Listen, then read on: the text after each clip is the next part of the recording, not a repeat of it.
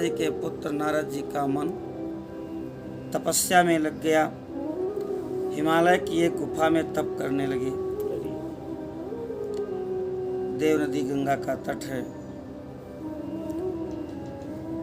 और वहां पर वह तपस्या करने लगे। बहुत दिन तक तपस्या करते रहे। तपस्या के प्रभाव से उनका अंतःकरण शुद्ध हो गया, मौन हो गए, समाधि में स्थित हो गए। उनकी वह महान तपस्या देख कर के देवराज इंद्र कांप गए। इंद्र का नाम शतक्रतु है। जो उनसे ज्यादा तपस्या कर लेगा उसका ज्यादा सम्मान हो जाएगा, इसलिए वह भयभीत हो जाते हैं कि 100 यज्ञ करके या तपस्या करके कोई हमारी बराबरी न कर ले, हमारा सिंहासन न ले ले। उनको लगा नारद मुनि मेरा सिंहासन लेना चाहते हैं, इसलिए उन्होंने विघ्न डालने के लिए कामदेव का स्मरण किया। कामदेव अपने पूरे दल बल के साथ आ गया। इसको पुष्प धन्वा कहते हैं। कामदेव के बाण पुष्पों के बाण होते हैं और ये पुष्पों के बाण बहुत घातक होते हैं। गोस्वामी जी कहते हैं कि कोटि कुलिस यसे अंगव निहारे और तेर तिनाथ सुमन सर मारे। बड़े बड़े दैत्यों के वज्र के समान अस्त्र, उनका बराबरी तो कर लिया था सज्जी ने। उन अस्त्रों को सह गए, लेकिन पुष्प के बाण से घायल हो गए, कैकेयी के सामने परास्त हो गए। ये पुष्प धन्वा है, इसके बाण भी फूल के हैं, धनुष भी फूल का है। बसंत आदि ऋतुओं को लेकर के आया और अनेक प्रकार से वहाँ पर सुंदर बाग बगीचा बनाया। कोयल आदि पक्षी वहाँ कलरव करने लगे। शीतल मंद सुगंध वायु प्रवाहित होने लगी। अनेक उपाय किए, लेकिन नारद जी का मन विचलित नहीं हुआ। भगवान शिव जी की कृपा से कामदेव का गर्व चूर्ण हो गया। हे सवनका ऋषियों, आज जो नारद जी काम के ऊपर विजयी हुए हैं, उसमें नारद जी की कोई विशेष महत्ता नहीं है। ये शिव जी की कृपा से ही ऐसा हुआ है।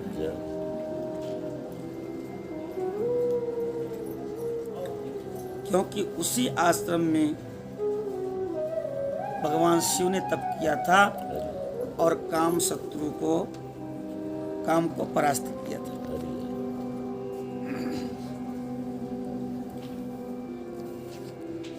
इस प्रकार से नारद जी विजयी हो गए।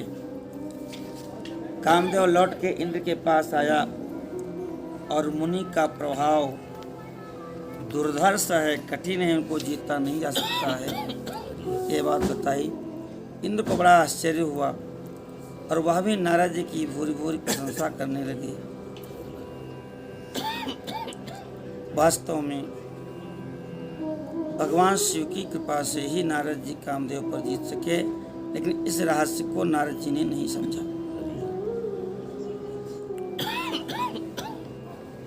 नारद जी बहुत दिन तक तपस्या करने लगे और तपस्या करते करते जब उनकी तपस्या पूर्ण हो गई तो उन्होंने विचार किया कि हमने तो कामदेव को जीत लिया।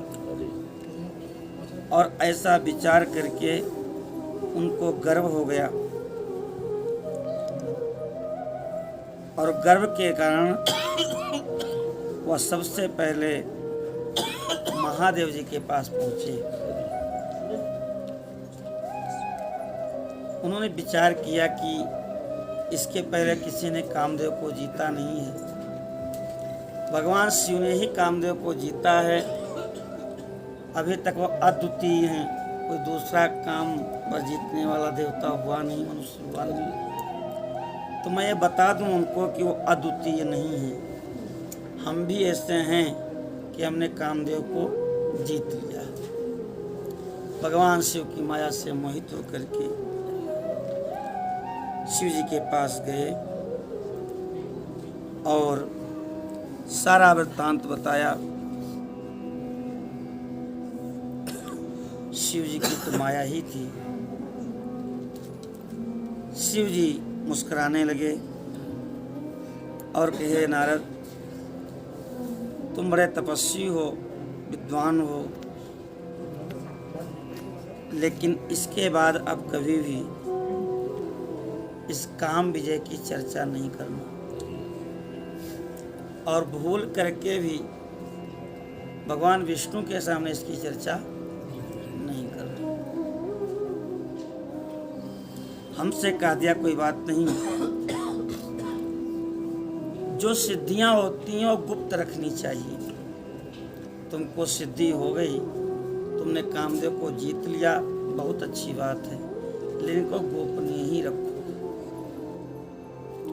नारद जी को लगा कि इनको जलन हो रही है कि पूरे संसार में प्रचार प्रसार हो जाएगा कि कामदेव को केवल शिव जी ने ही नहीं जीता है, नारद जी ने भी जीत लिया है। इसलिए उन्होंने इस बात को माना नहीं। कहते भगवान विष्णु के भक्तों, मेरे भी अनुगामी हो। नारद जी को शिक्षा दिया, लेकिन वो शिव जी की शक्ति से, माया से मोहित थे।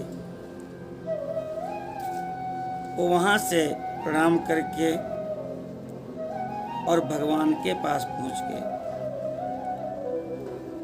और वहां जाकर के भगवान को प्रणाम किया। विष्णु जी पहले से ही जान गए कि नारद जी क्यों आए हैं।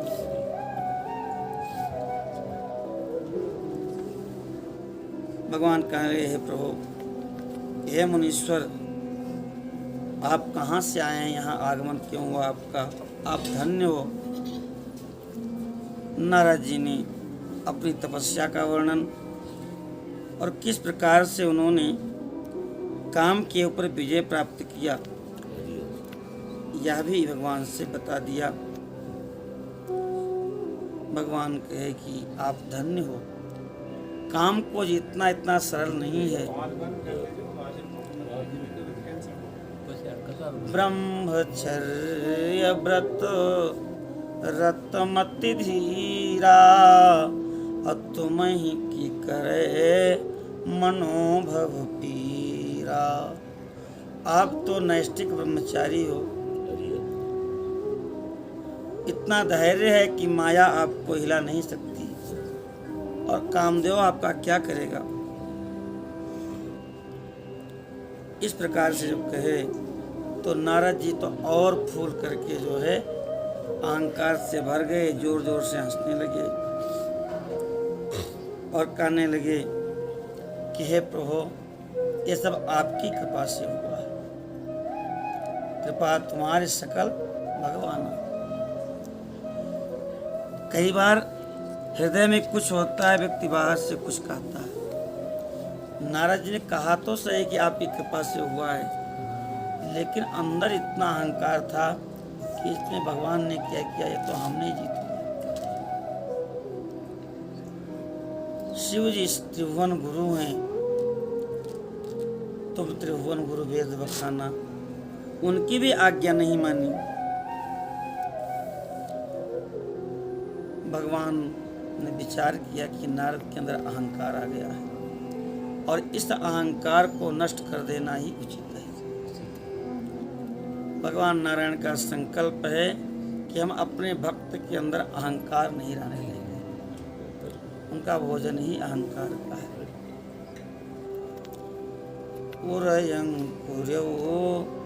गर्भ तरु भारे बेगी सुमय डारी हूँ उखारी। अभी तो नया नया पेड़ जमा है, इसको उखाड़ देता हूँ। क्यों? क्योंकि पन हमार सेवक हितकारी। जितने भी गड़बड़ काम होते हैं सब अहंकार के कारण ही होते हैं, इसलिए अहंकार नहीं रहने देंगे। भगवान को प्रणाम करके नारद जी वहां से चल पड़े। भगवान ने अपनी माया प्रकट किया। शीलनिधि राजा हैं और उन्होंने अपना सुंदर नगर बसाया है। सब कुछ माया का ही है। विशाल नगर है और उनके एक विवाह के योग्य कन्या है, उसका नाम विश्व मोहिनी है। नारद जी को विचार भी नहीं रहा कि यहाँ इस जंगल में कोई नगर नहीं था। उस नगर की शोभा देख करके नगर में प्रवेश किया। शीलनिधि राजा ने नारद जी का स्वागत किया, बिठाया और कहा, प्रभु हमारी कन्या विवाह के योग्य है, थोड़ा सा इसको देख के बताइए कि इसका विवाह कैसे होगा, कहाँ होगा।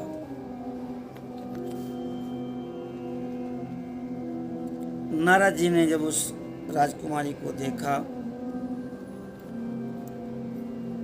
ऐसे गुण हैं उसके हाथ में कि वो केवल नारायण की पत्नी हो सकती है। जो यही बरे अमर स्वय होए, जो इसके साथ विवाह करेगा अमर हो जाएगा, उसको कोई जीत नहीं सकेगा। नारद जी को ध्यान नहीं रहा कि ऐसे गुण तो केवल नारायण में है। अब वो विचार करने लगे कि अगर इसके साथ मेरा विवाह हो जाता तो कितना अच्छा होता। ज्योतिष के महान विद्वान है नारद जी, एक एक लक्षण देख करके प्रफुल्लित हो रहे हैं।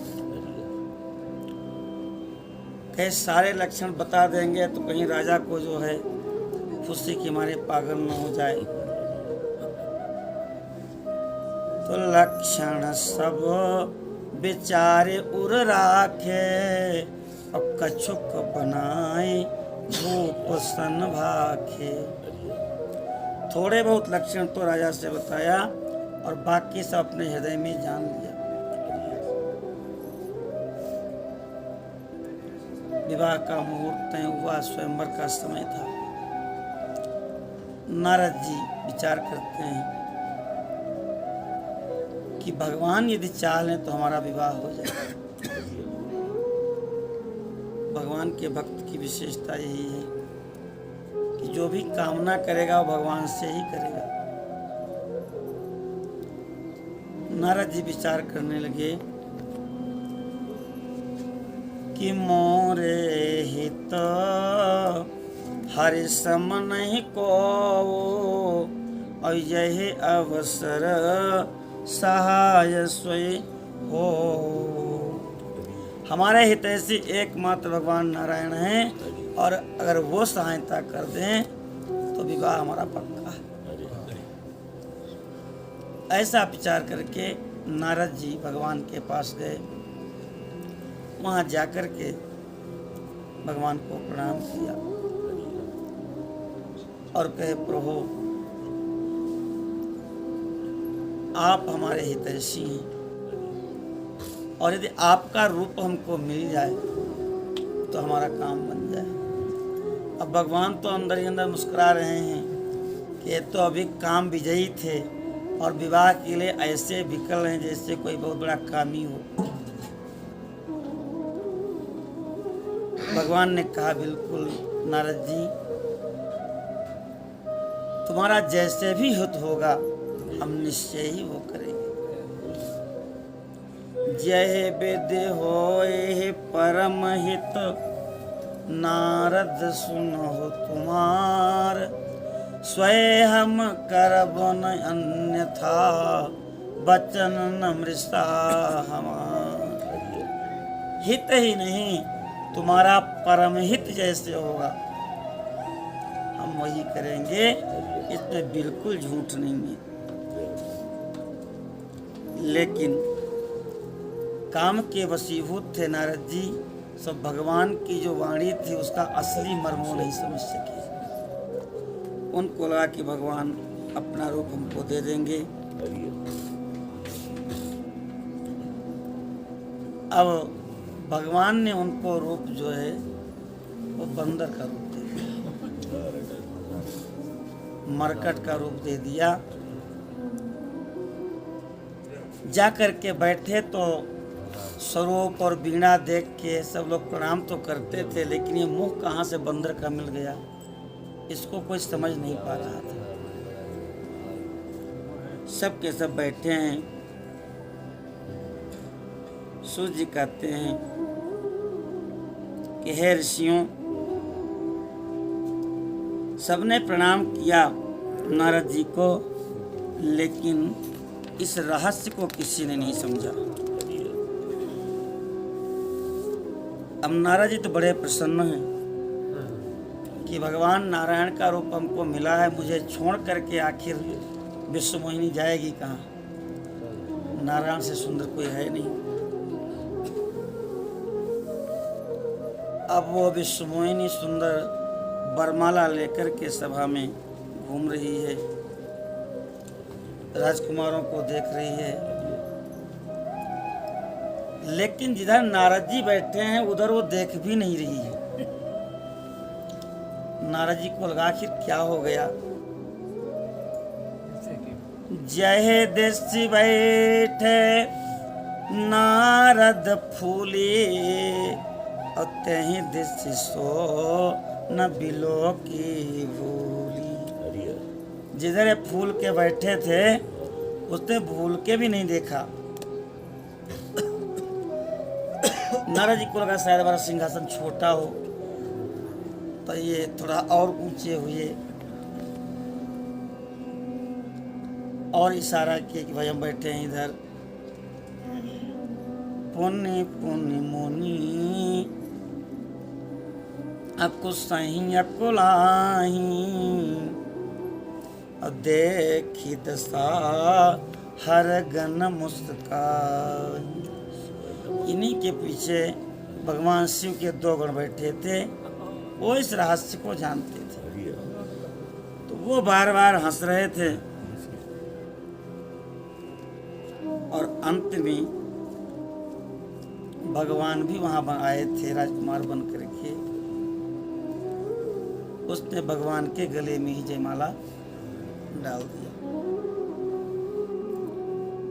दुल्हन लई गए लक्ष्य निवासा, नृप समाज सब भयो उदासा। अब नारद जी को बड़ा आश्चर्य हुआ कि भगवान का रूप पा करके भी हमको ये विश्व मोहिनी नहीं मिली।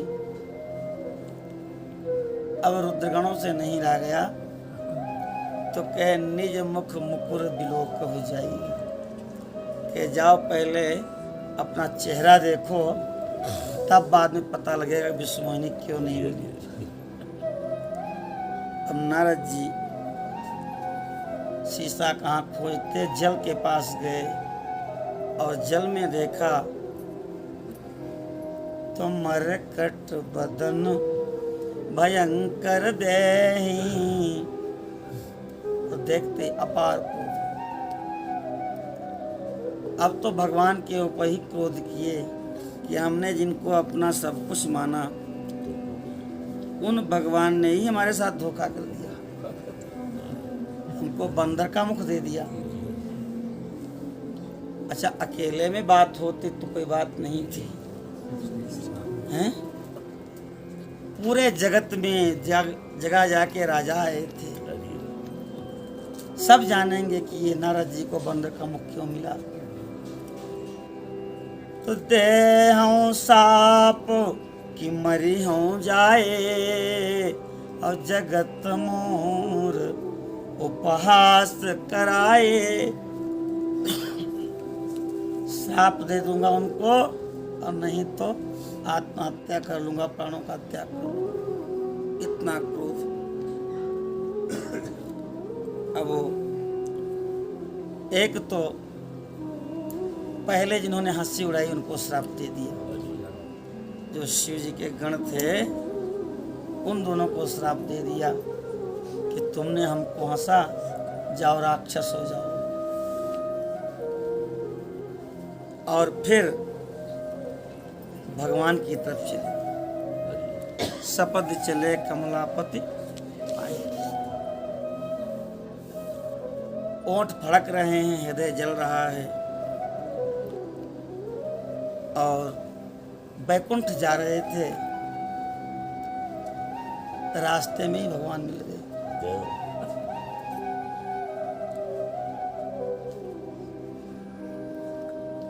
जात नहीं पंथ मिले धनुजारे, असंग रमा स्वैराज कुमार। एक तरफ तो लक्ष्मी जी विराजमान है और एक तरफ वही विश्व मोहिनी। अब तो नारद जी के पास क्रोध का ठिकाना नहीं रहा। नारद जी ने भगवान को श्राप दे दिया, कहे कि तुम सबके स्वामी हो, परम स्वतंत्र हो, तुमको जो मन में आता है वही करते हो, लेकिन आज मैं आपको श्राप दे करके अपने क्रोध को ठंडा करूं। परम स्वतंत्र न सिर पर कोई, अभाव मन ही करो तुम सोई।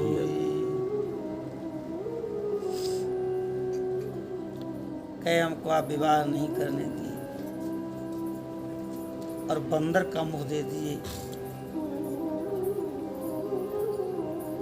ऐसे ही जैसे हम आज स्त्री के वियोग में दुखी हो रहे हैं, विश्व मोहिनी को हम चाह रहे तो उसको आप ले लिए। तो नारे बिरह तुम होब दुखारे, अब करी हैं किस सहाय तुम्हारी। ऐसे ही आप भी तड़पोगे पत्नी के विरह में, और जो रूप हमको देख के आपने हंसी कराई है, ये बंदर ही आपकी सहायता करेंगे।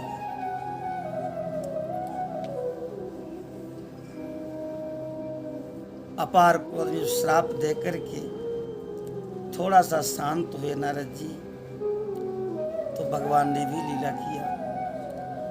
तब प्रभु माया दूर निवारे, और नहीं तहाँ रमा न राजकुमारी। नारद जी ने देखा ना तो लक्ष्मी है वहां पर और न विश्व मोहिनी कुमारी है। अब तो नारद जी समझ गए कि हमसे बहुत बड़ी भूल हो गई। हमको जो अहंकार हुआ था, उस अहंकार को दूर करने के लिए भगवान ने ये लीला रची थी। अब तो नारद चरणों में पड़ गए भगवान के। तब मुनि अति सभे तर चरना, पाहि पाहि प्रणतारति हरना। मुझे क्षमा कर दें। भगवान ने कहा कोई बात नहीं नारद जी, मम इच्छा का दीन दयाला, मृषा हो मम साप कृपाला। प्रभु हमारा साप झूठा हो जाए, आपको ऐसा दुख न उठाना पड़े। भगवान ने कहा नहीं, मेरी ही इच्छा थी, आपका कोई दोष नहीं है। भगवान ने साप को स्वीकार कर लिया।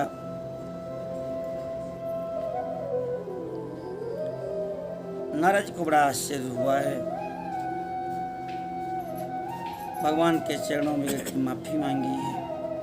भगवान कहते हैं कोई बात नहीं, हमारी ही इच्छा है, आप दुखी मत हो। भगवान शिव ही सच्चिदानंद रूप हैं और उनका ही भजन करो तो तुम्हारा कष्ट दूर हो जाएगा।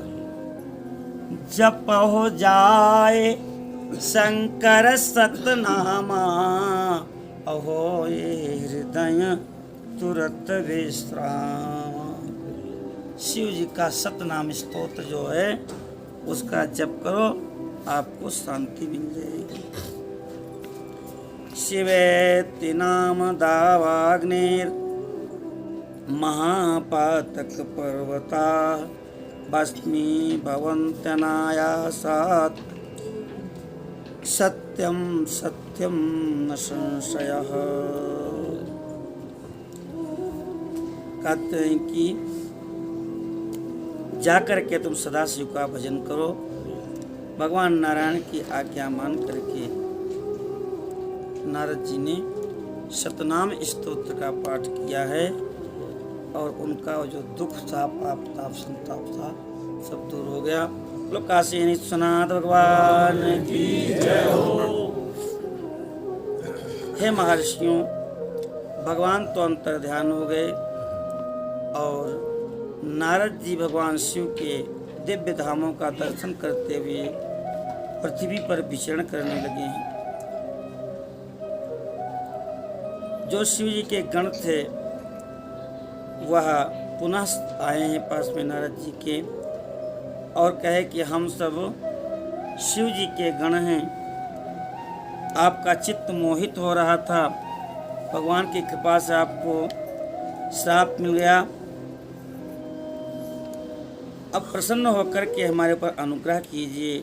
नारद जी ने कहा कि आप महादेव जी के गण हैं और उस समय मोहवश हमारी बुद्धि भ्रमित हो गई थी, इसलिए मैंने हम आप दोनों को श्राप दे दिया। अब मैंने आपको क्षमा कर दिया है, लेकिन तुम सबको राक्षस होना पड़ेगा। तुम महर्षि विश्रवा के पुत्र होगे, एक का नाम रावण और दूसरे का नाम कुंभकर्ण होगा। वहाँ पर भगवान के द्वारा तुम्हारा उद्धार होगा। सूर्य जी कहते हैं यह बात सुन करके वे दोनों प्रसन्न होकर के अपने अपने स्थान को लौट आए हैं। नारद जी भगवान के दिव्य धामों का दर्शन करते हुए विचरण करने लगे। ये शिव जी की सबसे प्रिया हैं और तीर्था प्रयाग की भी प्रिया हैं काशी जी। 7 पुरियों में सबसे नज़दीक प्रयागराज के काशी जी हैं और जो सबसे प्रिया होती है वही तो पास में रहती है, इसलिए 7 पुरियों में सबसे प्रिय काशी ही है। प्रयागराज को वहाँ पर गए हैं। काशीपुरी का दर्शन करके नारद जी कृतार्थ हुए। भगवान विश्वनाथ जी का दर्शन किया, उनका पूजन किया और वहाँ से पुनः ब्रह्मलोक को गए हैं। निरंतर शिव जी का स्मरण करने से नारद जी की बुद्धि निर्मल हो गई है।